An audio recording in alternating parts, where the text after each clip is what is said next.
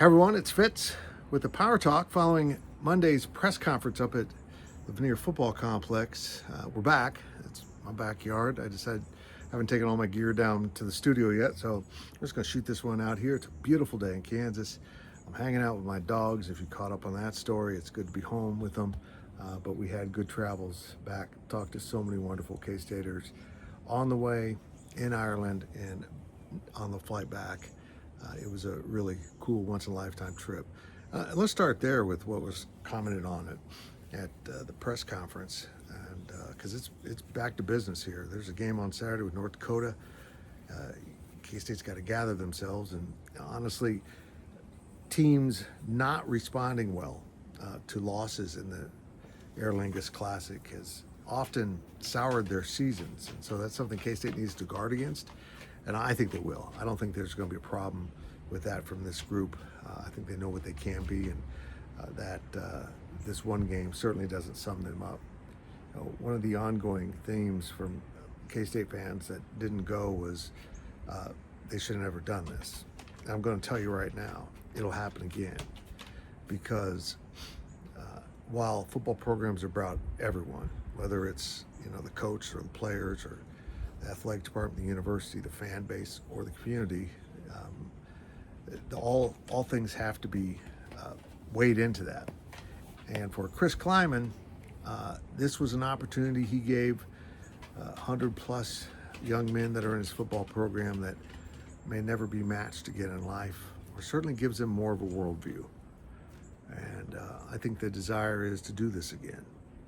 Now, I agree with the thought that moving more games away from home just to do so isn't a great idea. You can argue about the Stanford game. I have more thoughts on it later in the week. And I also want to clear something up. Contrary to a rumor out there that's spreading, I'm not 75 years old. And Chris Klieman said that in his press conference on Monday.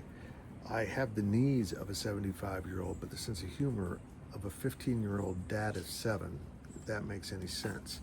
Very immature, but a lot of dad jokes. I don't know if that adds up to 75, Chris. Coach, I think you're a liar. I called the coach a liar. People are bouncing back here, both physically from the travels, but also the loss. And I'll be very fascinated to see how they respond to this. Now, they did lighten the schedule. The guys kind of get to rest a little bit today. Classes started here in Manhattan for the students, and they had to worry about that. Coach joked, I hope nobody gets too upset that maybe some guys didn't go, but that's the reality of college campuses now. You can get everything's waiting online. I probably would have been a better student if I had everything online, and AI to tell me, take notes for me. But it is a game week. And by the way, if you don't know, they're going to have a post-game drone show. You don't know what a drone show is, go online, look it up. They're absolutely amazing. I don't know what the scope or scale of this one, but drone shows are kind of replacing fireworks. It's coordinated of hundreds, if not thousands, of drones with moving things. So I'll be really interested to see what the drone show is. But unfortunately, I also have post game after the game, so hopefully we can get a little window there to watch it. I'm not overly worried about this team right now.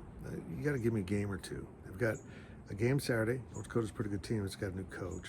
And then, of course, Army comes in, which is always an interesting matchup. They go to Arizona. While that's not a conference game, it's a conference opponent. So I think as long as they win these two, give me that game to measure. Even though Arizona is probably picked for one of the bottom rungs of the ladder in the Big 12, we know that doesn't mean much. But they weren't very good last year with some pretty good talent. So we'll see what this year brings. But let's get to that measurement and then that off week after that game before conference play starts, before we start to pass judgment on who this team is and what this team is. I'm going to be doing daily deliveries on a lot of topics related to that first game. We got a lot of stuff here to talk about, including on Avery Johnson's play and other things. But we'll get into all that with the daily delivery. But the attitude up there is, yeah, we're tired, but this was really good trip. And They had the advantage. I'm pretty sure they flew direct from Dublin back to Kansas City. And so they had an 8-hour flight. Our initial flight, Dublin to Chicago, was 9. And then we were in the Chicago airport for 5 hours, which was great. I got my work done. And I got a very noisy daily delivery watch or recorded. And then we had a typical American Airlines flight delay, but that was really our only major delay. And we got in to Wichita and the neighborhood rooster. I was hoping he'd show up. He's a real, never mind. We got home at 3 a.m. It was a long day. Thank you for Ron Gilbert for driving the last leg, because this 75-year-old man couldn't hold up. I'm excited for the rest of the season. The only thing that loss takes off the table is going undefeated. And if that was your measurement for a season, then I don't know what to tell you.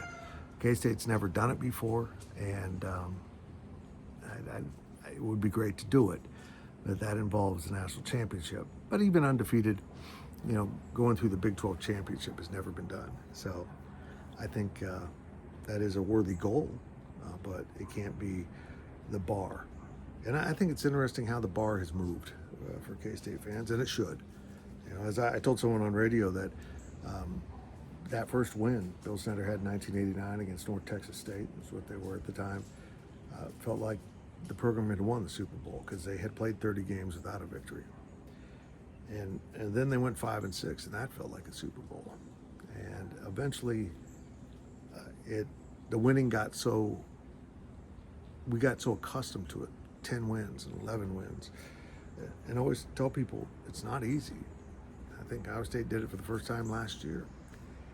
And Bill Snyder made it look easy, made it feel easy, and made it feel like that's what we're going to get all the time.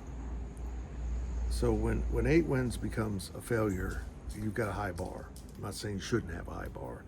I'm just saying, don't move that bar up to standards that just can't be met, because that's not the world of college football right now. We're moving into a world that I don't think any of us quite understand, but I think one of the effects early on has been that I'm totally all over the place. My brain's not working right. One of the effects of what's going on in college football hasn't been the rich got richer. The rich are pissed. Texas is so upset about what Texas Tech has done in NIL space that their sense of entitlement has been threatened. The SEC hasn't played for a national title in 2 years. These things are really good for college football, not bad.